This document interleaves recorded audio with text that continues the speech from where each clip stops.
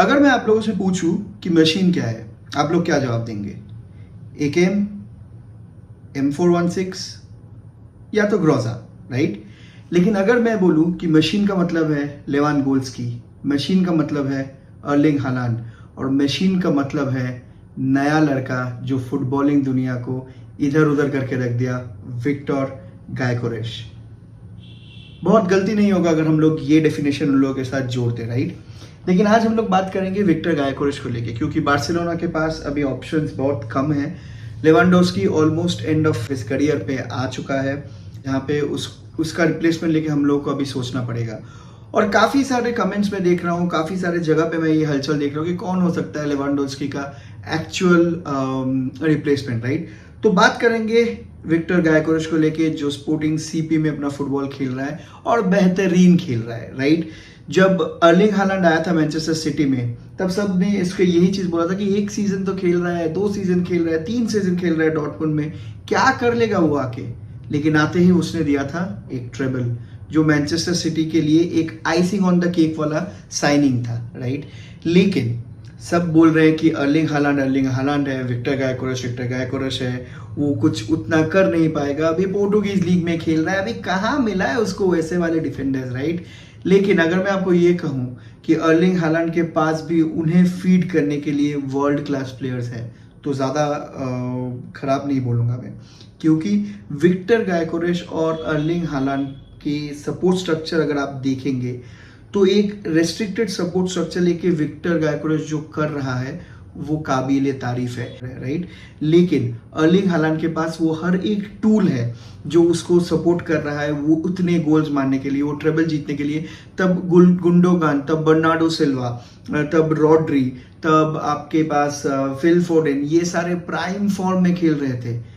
उसको फीड किया जा रहा था बॉल हर एक एंगल से, और वो गोल पे गोल मारता था, लेकिन तभी भी उसने घोस्ट किया है हाई स्टेक्स मैचेस में। बात करेंगे ये बंदे को लेके, जिसका करियर अगर आप देखें यहाँ पे, तो करियर उतना ज़्यादा खास, उतना ज़्यादा क्या बोलूँ मैं, एलीट नहीं रहा है अब तक। बहुत बड़े क्लब्स में वो नहीं खेला है अभी तक, ठीक है?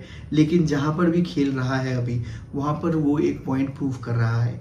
Every day in day out, week in week out, हर एक कॉम्पिटिशन में गोल स्कोर करना ये मामूली बात नहीं है। हाँ, वो पोर्टुगीज लीग हो सकता है, मैं आपसे ये बिल्कुल मानता हूँ कि 1-2 सीजन ही तो हुआ है, उसको क्या और टाइम देना चाहिए। लेकिन आप ये भी सोच के देखिए कि अगर आप बार्सिलोना में वो आता है तो उसको फीड कौन करेगा? पेड्री करेगा भाई, गावी करेगा, फ्रैंकी डियोंग करेगा, उसको लमीन यमाल ट्रिवेला पास मारेगा जहाँ से वो गोल करेगा, रफीनिया उसको फीड करेगा। और ये सब सुन के आप लोग भी गीले हो ही गए होंगे, राइट? लेकिन क्या ये ट्रांसफर मतलब बनाता है हम लोगों के लिए? क्या ये ट्रांसफर फीजिबल है? ये अभी ट्रांसफर मार्केट शुरू होने वाला है, विंटर ट्रांसफर मार्केट, वहाँ पे बार्सिलोना के लिए कुछ नहीं होगा। ये बात आप लोग समझ लीजिए। बार्सिलोना का फैंस अगर है तो ये वीडियो यही तक है आपके लिए। अगर आप ये सब सोच के बैठे कि इस विंटर में हम लोग धमाका कर देंगे, नहीं कर पाएंगे, ठीक है? ये इस विंटर को हम लोग हटा के रखते हैं। अगले सीजन जब समर आएगा ना, समर 2025 आएगा, तब हम लोग कोशिश करेंगे। और तब मैं ये बात बार बार बोलता हूँ, तब हम लोग इसलिए कोशिश करेंगे क्योंकि जोआन लापोर्ता का नेक्स्ट सीजन ही वोट होने वाला है, और वो इस बार ज़रूर फिर से पार्टिसिपेट करेगा, सेकेंड टाइम कंसेक्यूटिवली वोटिंग में जीत के वापस आने के लिए as president of Barcelona, right? तो उसे चाहिए एक क्लासिक साइनिंग, उसे चाहिए एक ऐसा साइनिंग जो बिल्कुल जो कोर है अभी बार्सिलोना को, उसको और मजबूत बनाए, सोशियोज में एक रिपल इफेक्ट लाए, और पूरे दुनिया को ये बताए कि भाई ये तगड़ा वाला साइनिंग हुआ है, एडवर्टाइजमेंट्स लेके आए, पैसा लेके आए, मैच में और आपको बताया अटेंडेंस लेके आए। तो ऐसा वाला एक साइनिंग उसे चाहिए, ऐसा वाला एक साइनिंग वो करेगा। और विक्टर गायकोरेश कितना फिट बैठेगा हम लोग के सिस्टम में? अभी तक 30 गोल कंट्रीब्यूशन और एवरेज और असिस्ट है उसके पास।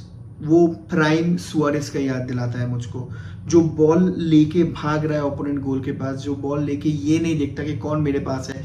ये नेमार की तरह स्किल नहीं करेगा, ये आपको वो वाला ब्राजीलियन सांबा नहीं देगा, लेकिन ये आपको देगा गोल, हर एक एंगल से गोल देगा। अगर आप उसका प्रेसिंग स्ट्रक्चर देखोगे तो ये रहा उसका प्रेसिंग स्ट्रक्चर। वो कर्व रन भी डाल सकता है वो स्ट्रेट रन भी डाल सकता है। वो जब देखेगा कि ये बंदे को मुझे स्ट्रेट जाके अटैक करना है, उसके पास और कोई ऑप्शन है नहीं पास करने के लिए, वो स्ट्रेट जाएगा। लेकिन वो जब देखेगा कि पीछे लेफ्ट में एक ऑप्शन है, राइट में एक ऑप्शन है, तो वो अपना रन भी कर्व डालेगा ताकि आप उतना ईजिली उस प्लेयर इन बिहाइंड को ढूंढ ना पाओ। तो ये है उसका इंटेलिजेंस। अगर आप देखोगे कि उसका ओवरऑल लीग में स्टैट्स क्या बोल रहे हैं, गोल प्रोबेबिलिटी कितना रहता है जब उसके पास बॉल रहता है, कितना वो अटैक करता है, कितना वो डिफेंड करता है, तो हर एक पैरामीटर में ये बंदा उसके लीग में फोर रहा है और बुनफार खेल रहा है। लेकिन यही स्टैट्स जब आप ला लीगा में लाओगे, क्योंकि आप लोग अभी देख रहे होगे, आप लोग ये भी बता सकते हो कि एम्बापे भी तो बहुत शोर शराबा करके आया था रियल मैड्रिड में, लेकिन अभी तक कुछ कर नहीं पाया। लेकिन दोस्तों एम्बापे का जरूरत नहीं था उन लोगों को, वो एक ईगो बाइंग था। लेकिन Victor Gyokeres can be your solution to Lewandowski, और जो वो कर पाएगा। अगर आपके पास ऐसे फीडर्स है, अगर आपके पास मिडफील्ड में ऐसा एक स्ट्रक्चर है जो नॉन स्टॉप बॉल सप्लाई देता है आपके स्ट्राइकर्स को। अभी लेवांडोव्स्की इतना गोल कैसे स्कोर कर रहा है? क्योंकि उसे नीचे आके उतना होल्ड अप करके, जो जावी के सिस्टम है, तो भाई बाहर चले जाओ, स्टेडियम के बाहर चले जाओ, पॉपकॉर्न लेके बैठे रहो, हम लोग टिकी टाका खेलेंगे, फिर आके तुमको बॉल देंगे। वो वाला स्ट्रक्चर अभी नहीं है। अभी क्या है, आप गोल स्कोरर हो तो आपको उस बॉक्स में रहना पड़ेगा, आपको डी बॉक्स में रहना पड़ेगा, आपको इधर उधर हिलना नहीं है, आपको फिनिश करना है। अब विक्टर गायकोरेश के साथ आपको मिलेगा एक्स्ट्रा क्या? उसके साथ मिलेगा उसका एज, उसके साथ मिलेगा एनर्जी, उसके साथ मिलेगा इंटेंसिटी। क्योंकि अभी रॉबर्ट लेवेंडोव्स्की है हम लोग का second presser, third presser. Lamine Yamal और रफीनिया शुरू करता है प्रेसिंग, उसके बाद वो सपोर्ट में जाता है मिडफील्ड को प्रेस करते करते, राइट। विक्टर गायकोरेश डायरेक्ट प्रेस बनेगा। आप 3 एंगल एक बार में ब्लॉक करोगे। विक्टर गायकोरेश अगर दौड़ रहा है तो स्ट्रेट एंगल ब्लॉक है, अगर कर्व रन डाला है तो राइट का थोड़ा ब्लॉक है, ये लेफ्ट का थोड़ा ब्लॉक है। उसके साथ इमेजिन करो लमीन यमाल, उसके साथ इमेजिन करो रफीनिया, सारे एक साथ चल रहे हैं उस पेनल्टी बॉक्स में, ऑपोजिशन के हाफ में, जहां पे उसके पास है नहीं कुछ पास देने के लिए, गोलकीपर के पास, सफोकेट कर दे रहे हैं। ये मिलेगा आपको विक्टर गायकोरेश के साथ। आपको विक्टर गायकोरेश के साथ अभी ये मिलेगा कि अगर आप मिडफील्ड से एक थ्रू बॉल दे रहे हो तो वो बंदा ये दम रखता है कि वो बंदा अकेला बॉल को खींच ले जाके वो फिनिश करेगा। और बंदे के पास दोनों पैर एक ही साथ चलता है, हर एक एंगल से वो गोल कर रहा है, हर एक एंगल से, हर एक पैर से गोल कर रहा है, लेफ्ट राइट बीच से सब जगह से गोल कर रहा है। ऐसा है ही नहीं जहां पे वो गोल नहीं कर पाता। बंदे के पास फिनिशिंग है टॉप नॉच, बंदे के पास लिंकअप प्ले है टॉप नॉच। वो ड्रिबलिंग कर कोशिश करता है, कभी कभार कर भी लेता है, लेकिन मैंने आपको पहले बता दिया था कि वो आपका वो फ्लेयर वाला ड्रिबलर नहीं है, वो लमीन यमाल नहीं है, उसका वो जॉब रोल भी नहीं है, राइट।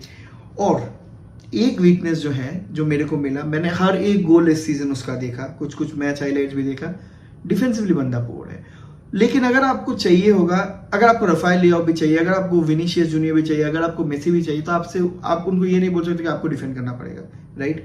तो डिफेंसिव लाइबिलिटी वो है, लेकिन हम लोग ये एक्सपेक्ट नहीं करेंगे कि हम लोग का नंबर 9 आपके पास आके डिफेंड करेगा, राइट। तो ये एक ट्रांसफर है जो मेरे को लगता है बहुत ही ईजिली होना चाहिए, पैसे का अगर हम लोग सॉर्ट आउट कर ले, क्योंकि 100 मिलियन का क्लॉज है। लेकिन जैसा खबर है, स्पोर्टिंग सीपी उसको 60-70 मिलियन में ऑलरेडी बेचेगा। उसके साथ हम लोग का एक प्लेयर है वहाँ पे ट्रिंकाओ, जिसके लिए हम लोग 50% राइट ऑलरेडी रिजर्व करते हैं, तो बार्सिलोना ट्राई करेगा उसका राइट पूरा छोड़ने के लिए। फिर हम लोग ये भी कोशिश करेंगे कि अगर विक्टर रोक को इस डील में शामिल किया जाए तो प्राइस और भी स्लैश डाउन होगा। खबर ऐसा है कि deco is already working on this transfer, और अगर सब कुछ ठीक रहा तो अगले साल तक हम लोग उसको शायद साइन कर भी ले। अगर विक्टर गायकोरेश को बार्सिलोना अप्रोच करती है तो मेरे को ये नहीं लगेगा कि वो मना कर देगा। ऐसा प्लेयर वो है नहीं, मेरे को लगता है उसके पास भी एम्बिशन है और वो अर्लिंग हालैंड की तरह सैलरी डिमांड नहीं करेगा। तो मेरे को लगता है Viktor Gyokeres to Barcelona makes absolute sense, और ये एक ऐसा ट्रांसफर हो सकता है जो हम लोग को अगले आने वाले 7-8 साल स्ट्राइकर पोजीशन के लिए सिक्योर करेगा। एक ऐसा बंदा लाएगा जो गोल पे गोल मारते जाएगा, एक मशीन की तरह। तो अगर चैनल में नए हैं तो सब्सक्राइब करना, लाइक देना, कमेंट में बताना आपको कौन सा स्ट्राइकर अच्छा लगता है और आपको क्या चाहिए, कौन आए हम लोग की टीम में, और वेट करना प्रीव्यू के लिए जो आ जाएगा सैटरडे को। और तब तक के लिए विस्का एल बार्सा।